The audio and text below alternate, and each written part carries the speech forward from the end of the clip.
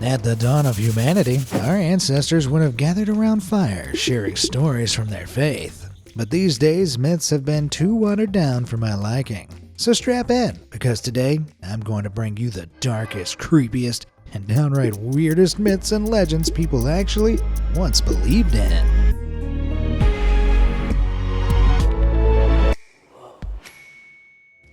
Grotesque Greeks.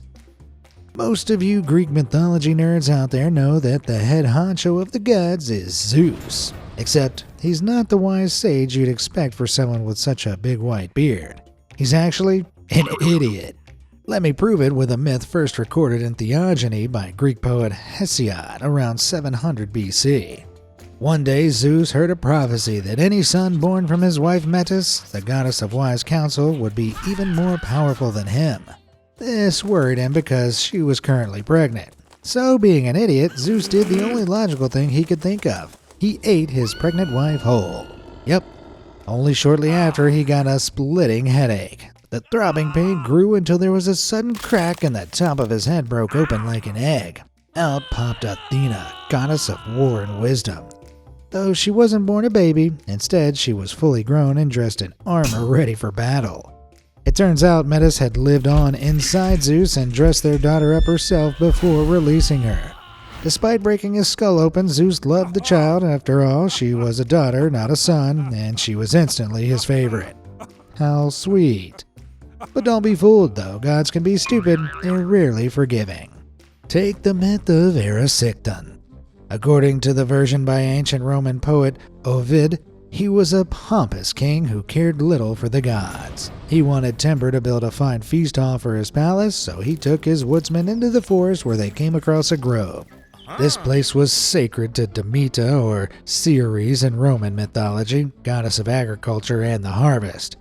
However, this mattered little to Erysichthon, and he ordered the woodsmen to chop down a mighty oak adorned in wreaths, prayers dedicated to Demeter. Fearing the god's wrath, the woodsman refused. Seething with anger, he grabbed an axe himself and spat out, "There are no gods," before chopping away at the tree trunk. But he'd made a terrible mistake, for inside that tree was a dryad, a nature spirit, and once the tree fell, she too was gone. The other grieving nymphs of the grove begged Demeter to unleash a terrible vengeance upon him.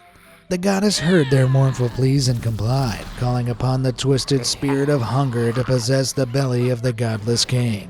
The following morning, Erysichthon awoke with a gnawing feeling in his gut, so he ate, but the feeling stayed.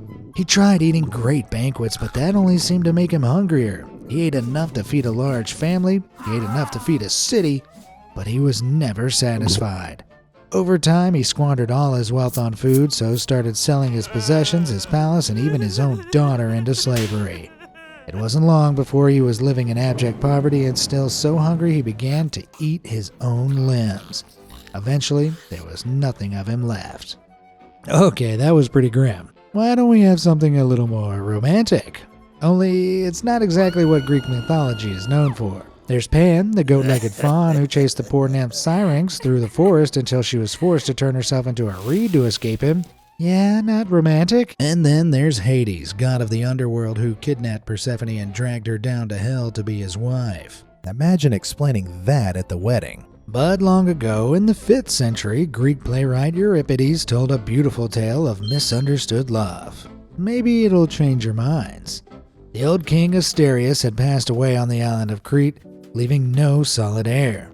The young Minos, Asterius' stepson, wanted to prove he was fit for the throne, so he prayed to the sea god Poseidon to send a sign that he was the man for the job. In turn, the god sent a beautiful white animal bursting from the sea depths, the Cretan bull. The crowds were astonished and Minos was pronounced king. Minos had promised Poseidon that he would sacrifice the bull, returning the divine creature back to the god. But the king was so taken by it that he sacrificed a different bull in its place. Poseidon was furious, but he knew just how to take his revenge. He cursed Minos' wife, Pasiphae. Deep within her, Pasiphae suddenly felt feelings for the Cretan bull and fell madly in love with it. She wanted to be with the bull so badly that she had a hollow wooden cow built for her and hid inside it until the Cretan bull got a bit frisky with her. After this, Pasiphae became pregnant and gave birth to a monstrous hybrid of cow and human with an insatiable appetite for human flesh, the Minotaur. See, I told you Greek mythology could be romantic. Now, if you don't want to end up like these chumps, you should click those like and subscribe buttons. That way you'll be so up to date on your mythology that no god will do anything weird to you, or people will just think you're a nerd. Either's good. Nauseous Norse. Thor, the Norse god of thunder, dates way back to the Viking Age of Scandinavia, around 790 to 1050 AD, though today we know him as the golden-haired hero from the Marvel movies. To be fair, there are some similarities between the two. They're both strong, greedy, and not too bright. However, one myth you won't get in Avengers comes from the Poetic Edda, a collection of ancient Norse myths compiled in the 13th century. The story begins in Asgard, home of the gods. Thor woke up one morning to find his precious hammer Mjolnir missing. Frantic, he turned to Loki, the trickster god, for help. Loki found out that it was Thrym, chief of Jotnar, a race of giants or ogres who stole the hammer and hid it deep underground. Thrym promised Loki he'd return the hammer only if Freya, the beautiful goddess of fertility, agreed to marry him. So Loki returned to the other gods and told Freya the news. Now, Thrym was considered ugly even by Jotnar standards, and Freya was so furious that the whole of Asgard shook. It was then that Heimdall, the Watchman god, suggested Thor don a wedding dress and pretend to be Freya in order to trick the ogre into handing back Mjolnir. Despite his protests, the hulking Thor squeezed into a wedding dress with a veil to cover his hairy face. Not quite Chris Hemsworth here. Accompanied by Loki, who was dressed as a bridesmaid, they traveled to Jotunheim, the land of the Jotnar. Thrym was thrilled to meet his new bride and, for the most part, bought the disguise. He had a great feast laid out in his hall for all his Jotnar guests. The only thing that raised the ogre's eyebrows was the speed at which his new bride wolfed down an ox, ate salmon, and a whole barrel of mead. Clever Loki explained that Freya was so excited to marry Thrym that she hadn't eaten in 8 days. Heartened, Thrym lifted Thor's veil and went in for a big sloppy kiss, but recoiled at seeing his bride's glaring face. Loki smoothly reassured him that Freya yearned for Thrym so much that she hadn't slept for 8 days. Fully convinced, Thrym brought out a wedding gift and placed it on her lap. It was Mjolnir. Thor took the hammer in his hand and, well, let's just say Thrym became ex-Thrym, alongside all the other giants in the hall. Once he'd finished, Thor went home with Loki, his belly full, and hammer back. Ha, that was a nice ending. I hope you enjoyed it because there's only a few in this whole video. Arthurian terrors. Okay, I want something wholesome. How about King Arthur? Legends of this king date back to the 6th century Wales, with the story of his birth later recorded in the pseudo-historical History of the Kings of Britain by Welsh chronicler Geoffrey of Monmouth in the 1130s. It begins with Uther Pendragon, the King of Britain. At his court was the Duke of Cornwall along with his wife, Igraine, the most beautiful woman Uther had ever seen. He was immediately besotted by her. Seeing the lust in Uther's eyes, however, the Duke locked Igraine away in Tintagel Castle, which you can still visit today. Desperate to see Igraine, Uther waged war upon the Duke's country and besieged his castle. But after getting nowhere, he turned to his sage and prophet. You might be familiar with his name, Merlin. Using powerful magic, the wizard altered Uther's shape, transforming him into the Duke. That night, Uther strolled inside Tintagel unencumbered, where he came upon Igraine. Believing the man was her husband, they spent the night together. Geez, so Merlin helped Uther deceive and assault a woman? He's less of a whimsical old wizard and more of a pervert. Their night together resulted in the birth of a baby boy, Arthur. But Igraine didn't get to enjoy him for long. In return for helping Uther with his disgusting scheme, Merlin demanded Arthur his payment and tore him away from his mother's arms. That's horrible. Did things get any better for Arthur once he'd grown up? Ha! Over the centuries, these Welsh legends made their way to France, where writers added their own twists, culminating in the seminal work La Morte d'Arthur in the 15th century by English writer Thomas Malory. Our story continues with Arthur, now fully grown and King of Britain. One day, the King of Orkney's wife, Morgause, came to visit his court dressed to the nines. Arthur was at once mesmerized by her beauty and convinced her to stay. Uh-oh, this usually doesn't end well. The pair became lovers, unaware that they were in fact brother and sister. Man, I don't remember that in Disney. Turns out Morgause was the daughter of the Duke of Cornwall and Arthur's mother, Igraine, making her Arthur's half-sister. As Arthur lay next to Morgause after their first night together, his dreams were filled with dark visions of mythical beasts terrorizing his lands. When he awoke, he decided to speak to Merlin. The wizard denounced Arthur's sin and foretold that Morgause would give birth to a child who would bring about his doom. So Arthur, ever the hero, ordered that all babies born on May Day be boarded on a rudderless boat sent out to sea and left to drown. Miraculously, Arthur and Morgause's child survived and grew up to become Mordred, Arthur's greatest nemesis. Who's to blame for all the incest varies from story to story. In some version, Morgause is portrayed as a conniving witch who deliberately seduced Arthur, fully aware he was her brother. Either way, bye-bye childhood. Jittery Japan. I envy kids who got to grow up with Spirited Away. Every frame is packed full of imagination and creatures weird and wonderful. It's no wonder when you take a look at yokai, an umbrella term for Japanese ghosts, ghouls, and other oogly-booglies. My favorite yokai myth seems to have been popularized by manga artist Shigeru Mizuki. His version of the myths began with a samurai walking through Kyoto at night when suddenly he notices a stranger in the shadows ahead of him. The stranger walked in a slow, stilted rhythm, then stopped dead and began taking off his kimono. With horror, the samurai saw that he had no eyes, mouth, or features at all. More horrifying still, the stranger bent over and the samurai saw that instead of where the wazoo should have been, there was a giant glowing eye. Ah! This yokai is called a shirime, which translates to butt eye. I see why. While the shirime may be nightmarishly weird, it's actually quite harmless. It just likes scaring people. The same can't be said for all yokai, though. In one strange urban legend dating back to the 1930s, a student was working late after school. Nature called, so he hurried to the nearest toilet he could find and went into the fourth stall. It was old and a bit dilapidated, but it'd have to do. Just as he was doing his business, however, he heard a creak at the door. Slowly it opened, revealing a ghostly figure dressed in a red cloak and a theater mask. It was the yokai Akamanta. The student screamed with all his might, but the creature continued to step inside. Then it offered him 2 toilet rolls, one red, one blue. Overcome with nerves, the student picked the blue one. The next day, his body was found, his face blue as if he'd been choked and twisted into a terrified scream. It didn't matter which roll he'd picked, though. His fate was sealed. If he chose red, Akamanto would have given him a much more gruesome fate. And if he tried to outsmart the spirit by picking a different color, say yellow, the creature would have plunged his face into the filthy toilet water. No matter what you pick, Akamanto will always get you. Awful Aztecs. If we traveled back to the 15th and 16th century Mexico, we'd witness the great Aztec Empire, a place rich with myths of creation, destruction, and rebirth. One such story follows Coatlicue, an earth goddess of birth, war, and agriculture.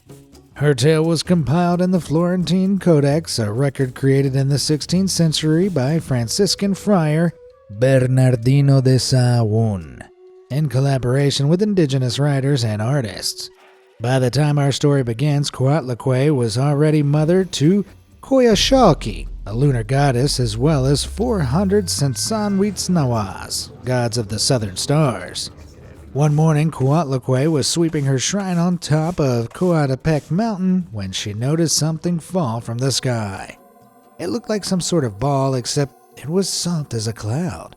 Coatlicue plucked the object from the air and started to inspect it. It was made of hummingbird feathers. At that moment, the goddess felt a heavy stone drop in her stomach and swell, becoming heavier with every moment. Before she knew it, she was pregnant. She told her daughter, Coyolxauhqui, but rather than be joyed or astounded, the daughter was disgusted. She believed the conception brought disgrace to the family, and on telling her 400 brothers, they felt the same. Together, the siblings plotted a vile plan to end their mother and her freaky baby once and for all. Wielding clubs, bows, swords, and spears, they charged up Coatepec, where they met their horrified mother. Coyolxauhqui was about to land a deadly blow when something erupted from their mother's stomach. It was Huitzilopochtli, the god of the sun, war, and sacrifice. He was fully grown, towering above the others, and wielded a sword made from a snake. With it, he swiftly ended her before decimating his brothers, chasing them across the sky where they became stars. Huitzilopochtli is one of the most important gods in Aztec religion, his name combining the Nahuatl words for hummingbird and left. See, the Aztecs viewed the south, where Huitzilopochtli led them from their mythical northern homeland, as the left side of the world. They also believed that warriors who died in battle or as sacrifices to the gods would eventually be reborn as hummingbirds. Therefore, the name means resuscitated warrior of the south. As for Coatlicue, she's usually depicted not with a human head, but with two snakes bursting from her neck. We're not 100% sure why, but clues point to another freaky myth, one I could tell you in part 2. So if you want one, comment down below. Eerie Iroquois. Let's head up from Mexico to North America, where we find the Iroquois Confederacy, a union of 6 Native American tribes that once roamed across upper New York. One truly spooky story from Iroquois folklore tells of a wicked betrayal and the dreadful consequences that followed. Long ago, a nameless tribe were caught in a never-ending famine. The earth was barren, the birds had left the skies, and the fish had fled the rivers. Facing starvation, the young men of the tribe decided that they'd need to migrate to survive, but the elders flatly refused them. They believed that the famine was a divine punishment and insisted that the tribe stay put and atone for whatever sin they'd committed. Shocked at the elders' stubbornness, the young men decided that if the old wanted to perish, they would oblige them. After doing the dirty deed, the young men removed their heads and prepared to throw them into the lake. Just as they were about to finish their grisly work, though, one of them became tangled in the head's hair and was pulled into the water. From the depths rose a group of misshapen, bloated things taller than men. They were Cononcistontias, giant flying heads with gaunt faces and long black hair. They swooped down on the young men, relishing their delicious revenge, and apparently have feasted on humans ever since. Strange Slavs. Most myths date back thousands of years, and sadly not all of them have survived. Much of Slavic mythology once practiced across northern Eurasia was lost when Christianity barged in between the 8th and 13th centuries. Luckily, some folklore managed to survive. Take the Kikimora, a household spirit that lurks in dark hidden corners like the attic. At night, the Kikimora was said to lie down on a person's chest, pinning them to the bed and making it impossible for them to move. The shape of the creature varied. Sometimes it took the form of a beautiful woman, other times a monstrous mishmash of human and animal. Today, people put the Kikimora down to sleep paralysis, a state where you're awake but unable to move or speak and feel like something is pressing down on you. But that was not the case back then. The Kikimora has long been shown as an old woman or witch, and over time became linked with another legendary figure, Baba Yaga. This witchy ogress has become an icon of Slavic folklore. She's often found inside her home, a hut with chicken legs that walk about on their own. If not there, she flies over her forest home in a giant pestle and mortar. And like all good witches, she eats children. Depictions of her in art date back to the 17th century. Here she is riding a pig. Even today, some Slavic children are brought up believing in the tales of this cackling hag, where she flits between being a malicious villain, a sly trickster, and sometimes even helpful. Her best-known appearance, however, comes from Vasilisa the Beautiful, a story collected in Russian fairy tales by Alexander Afanassyev, compiled in the 19th century. Once upon a time, there was a young girl called Vasilisa who lived happily with her mother and father. But sadly, her mother grew very ill. When the day came for them to say goodbye, Vasilisa's mother gave her a ragged old doll. She told her that it was magical and that she had to keep the doll a secret, but if she was ever in trouble, she should offer it a bit of food and drink. Vasilisa, heartbroken, accepted the doll and her mother's last words. After her mother's passing, Vasilisa's father remarried, and her new stepmother turned out to be, you guessed it, evil. When her father left on a long journey, the stepmother ordered Vasilisa to fetch fire from the hut of Baba Yaga, knowing it would likely be the end of her. Vasilisa, ever obedient and a bit dim, did as she was told. Before darkness fell, Vasilisa reached a fence lined with human skulls that surrounded a hut perched on chicken legs. It was Baba Yaga's home. The young woman knocked on the door and was met by the hideous crone, to whom she explained her story and how she was in desperate need of fire. Baba Yaga agreed, but only if Vasilisa would complete an impossible task. She needed to remove the grains of dirt from a massive pile of seeds before dawn. When Baba Yaga wasn't looking, Vasilisa offered what little food she had to the doll, and at once it sprang to life, organizing the pile at lightning speed. Morning came, and on seeing the seeds, Baba Yaga cried furiously. "How were you able to complete the task, girl?" "It must be my mother's blessing," Vasilisa gently replied. Repulsed by anything blessed, Baba Yaga quickly handed her a skull filled with fire and pushed Vasilisa out the door. When she returned home, her father and stepmother were waiting. She held up the skull to show them, but suddenly the fire leapt out, striking her stepmother and reducing her to ash. Vasilisa decided to pack her doll and set out for the big city, where she became a master seamstress, married a king, and lived happily ever after. Peculiar Polynesian. You may love Disney's Moana, but there's a few differences between the movie and the Polynesian mythology it's based on. First off, Polynesia has over 1,000 islands, and each one has its own version of the same myths and legends, so the movie is actually a mashup of stories from all over. There is a sea goddess called Moana in the Hawaiian myths, but she doesn't appear much. Instead, let's look at Maui, the trickster, and his encounter with the goddess of death, Hinenuetepa. In this Maori legend retold in the 1929 collection The Maui Myths, the eponymous hero wished to gain immortality for all humankind. To do this, he needed to challenge Hinenuetepa, so he called upon his father, Irafaki, to perform a protective charm. But as the spell was cast, something went wrong. Irafaki tried to warn his son he'd made a mistake and that meeting the goddess would bring his destruction, but his warnings fell on deaf ears. Accompanied by his 5 friends, Maui journeyed into the underworld and found Hinenuetepa, a giantess with glowing eyes and seaweed hair, sleeping on her back. Now, in order to gain immortality, Maui needed to, how do I put this, complete a reverse birth and pop out of the goddess's mouth. Little did he know that the goddess had a rather unique feature. Those of you who've watched the movie Teeth will understand. As Maui attempted this bizarre task, his friends couldn't help but laugh at the ridiculous sight. This stirred the goddess, and, like a bug caught in a fly trap, she ended Maui's life. Well, I guess we know what Disney have waiting for him in the sequels. Yongu Yarn. In Aboriginal mythology, everything began in the Dreamtime, a mythical era where everything was created by the Aboriginal ancestors, sort of like god figures. For the Yolngu people of northern Australia, there's one grisly myth that comes straight from the dark side of Dreamtime. It begins with Ningalindi, a pale, fat, lazy man who had the power to soar through the sky. Not that he ever did. His wives, fed up with his slovenliness, decided to help him shed a few pounds, though not through exercise. While he was lying around as usual, they leapt on him armed with axes and, made him significantly lighter. Barely alive, he took to the skies, escaping his family's wrath. Nevertheless, he was exhausted and collapsed in the branches of a tree. With his final breath, he cursed all of creation, declaring that while he would always come back to life, everything else would perish. See, the Yolngu believed that before this, all things were immortal. True to his curse, after 3 days, Ingalindi came back to life and quickly grew just as round as ever. But after 2 weeks, his wives hunted him down and attacked him again, starting the cycle all over. So, can any of you guess the meaning behind this story? Why, it's the phases of the moon.